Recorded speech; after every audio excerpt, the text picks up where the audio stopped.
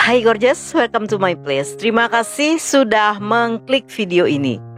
Ketika pertama kali membaca artikel kasus ini, tiba-tiba naluri pencabut nyawaku muncul dari kegelapan.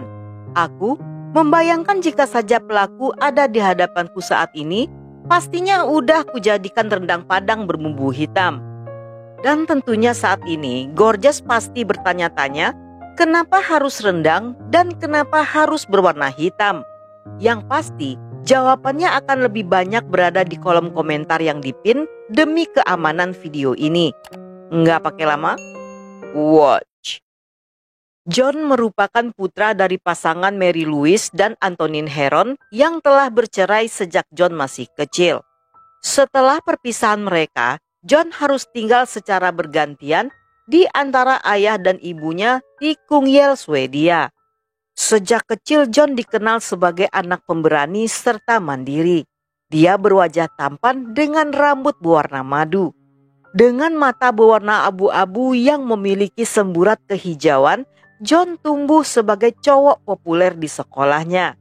John menyukai grup musik Iron Maiden dan bahkan membeli jaket kulit hitam agar bisa terlihat sama seperti sang vokalis. Dia menyukai petualangan dan sangat suka berada di luar ruangan untuk bermain kano yang membuat tubuhnya terlihat bagus berotot dengan tinggi 182 cm. Pada Juli 1995, John berhasil mendapatkan medali perunggu di kejuaraan kano nasional. John adalah orang yang ramah, suka menolong, mudah bergaul dengan siapapun dan membenci kekerasan. Namun di sekolahnya, dia harus bertemu dengan kelompok pembuli yang menargetkan orang-orang yang lemah. Salah satu pembuli itu bernama Michael Fajelholm. Michael bukanlah Abigail biasa karena dia tergabung dalam kelompok neo-Nazi yang menjunjung tinggi ras kulit putih. Seluruh anggotanya memiliki penampilan skinhead dan sering memakai baju kaos dengan logo Nazi atau wajah Adolf Hitler yang merupakan sang pemimpin Nazi. Selama tahun 80-an, budaya neo-Nazi tumbuh di Swedia dan diisi oleh ideologi yang penuh kebencian dan rasis. Michael menargetkan John sebagai musuhnya karena dia membenci kelompok Nazi dan menentang bullying. Karena John tidak takut pada Michael, hal ini membuat Michael frustasi karena telah melakukan berbagai macam cara untuk mengintimidasinya, tetapi John tidak terpengaruh. Rasa benci Michael semakin menumpuk ketika John ikut membela para korban bullying Michael. Sebulan setelah kemenangannya di kejuaraan kano, John ingin liburan dengan camping di tepi danau Interposon bersama teman baiknya bernama Christian. Saat itu orang tuanya keberatan dengan ide tersebut karena merasa John masih terlalu muda untuk camping tanpa didampingi orang tua.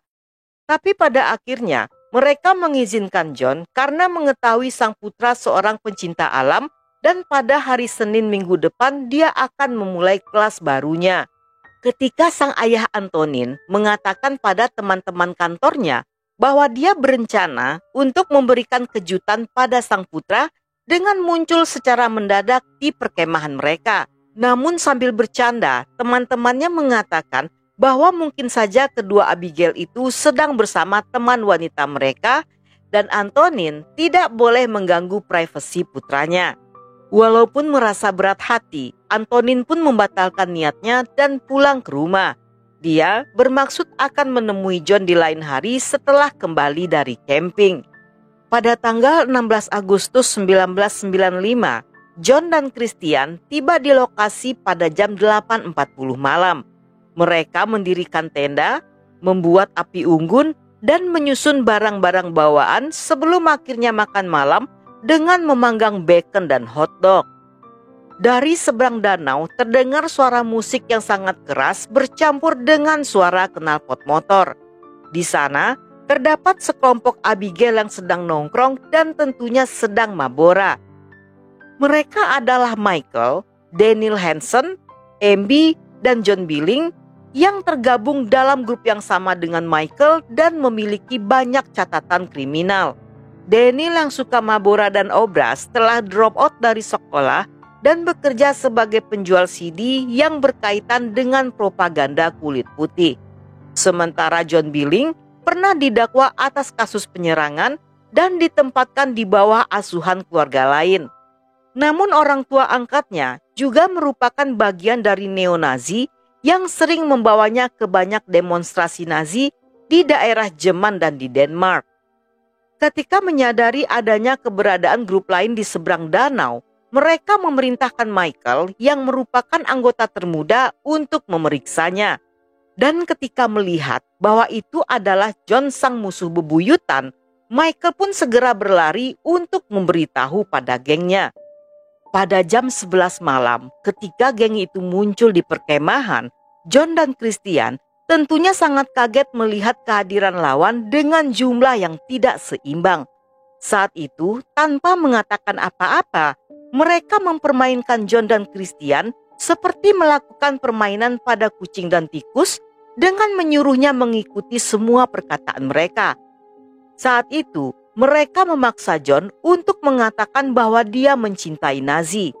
Namun saat John menolak melakukannya, mereka mengeroyok pemuda itu hingga babak belur. Tetapi John tetap bertahan walaupun saat itu kondisinya sudah payah.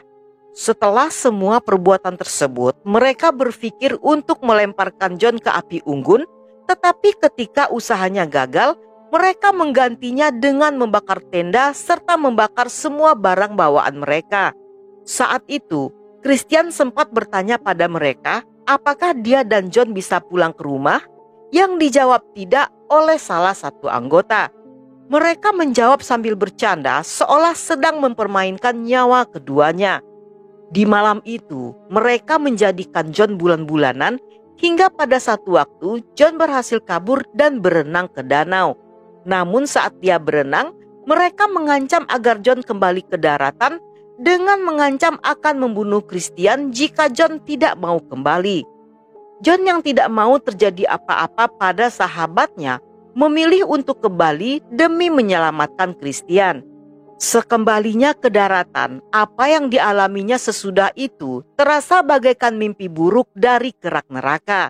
Dan tidak lama setelahnya, John pun pingsan yang kemudian dia dilempar ke dalam danau yang dingin.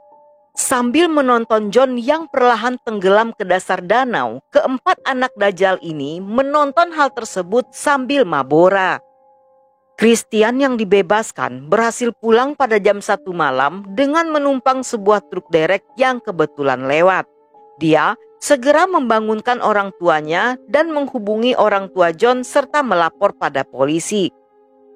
Ketika polisi tiba di lokasi, mereka menurunkan regu penyelam untuk mencari John yang berhasil ditemukan 30 menit kemudian.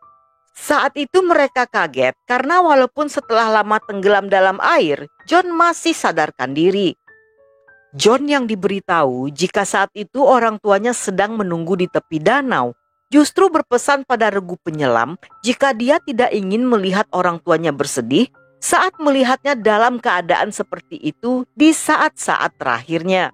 Saat regu penyelam menyadari jika John tidak akan tertolong, mereka memutuskan untuk menuruti permintaannya dengan tetap berada di dasar danau selama 10 menit sambil menangis di dalam masker selam mereka hingga akhirnya John menghembuskan nafas terakhirnya.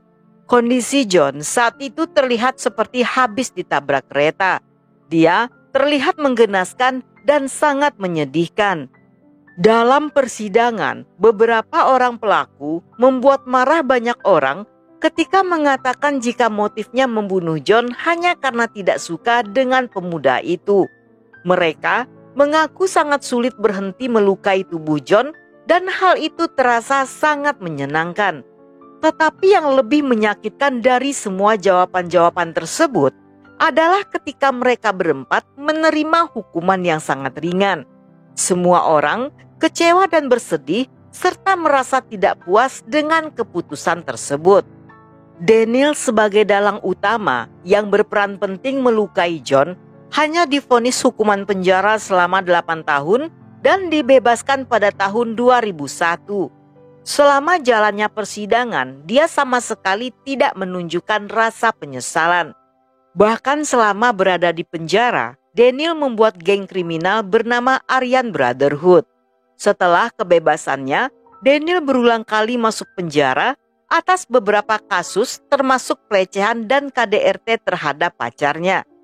Pada tahun 2018, Daniel meninggal saat berusia 41 tahun. Sebagai pelaku kedua, Michael divonis 6 tahun penjara yang hukuman ini termasuk sangat langka untuk diberikan pada Abigail. Karena pada umumnya Abigail akan dikirim ke pusat penahanan khusus untuk menjalani masa hukuman sambil melakukan pelayanan sosial. Tetapi karena kemarahan publik, Michael justru dikirim ke penjara dewasa. Selama di sana, Michael menjadi sasaran buli bagi napi lainnya. Hingga pada satu waktu, seseorang menyerang matanya dengan menggunakan obeng yang membuatnya cacat seumur hidup. Setelah kebebasannya, Michael kembali tinggal bersama kedua orang tuanya. Sebagai pelaku ketiga, John Billing divonis 10 bulan penjara atas dakwaan penyerangan berat. Dia tergabung dalam Aryan Brotherhood yang dibentuk Daniel dan tetap aktif setelah keluar penjara. Sedangkan MB yang hanya menonton kejadian tersebut divonis 4 bulan penjara karena tidak melaporkan kejadian tersebut pada polisi. Kasus ini mendapat perhatian nasional di Swedia yang menyebabkan terjadinya demo besar-besaran anti-rasis untuk menghormati kematian John. Setahun setelah kematiannya pada 1996, John mendapatkan penghargaan Anumerta Stig der Jerman pertama di Swedia untuk kebebasan berbicara dan perdamaian di dunia. Sejak saat itu, makam John yang berada di Kirka telah beberapa kali dirusak oleh anggota neo-Nazi lainnya. Banyak orang yang tersentuh akan keberanian dan pilihan John yang mengorbankan diri demi menyelamatkan sahabatnya. Tindakannya dianggap sangat heroik dan menginspirasi banyak orang karena telah meninggalkan warisan moral dan mempertahankan prinsipnya dalam melawan nazisme dan bullying.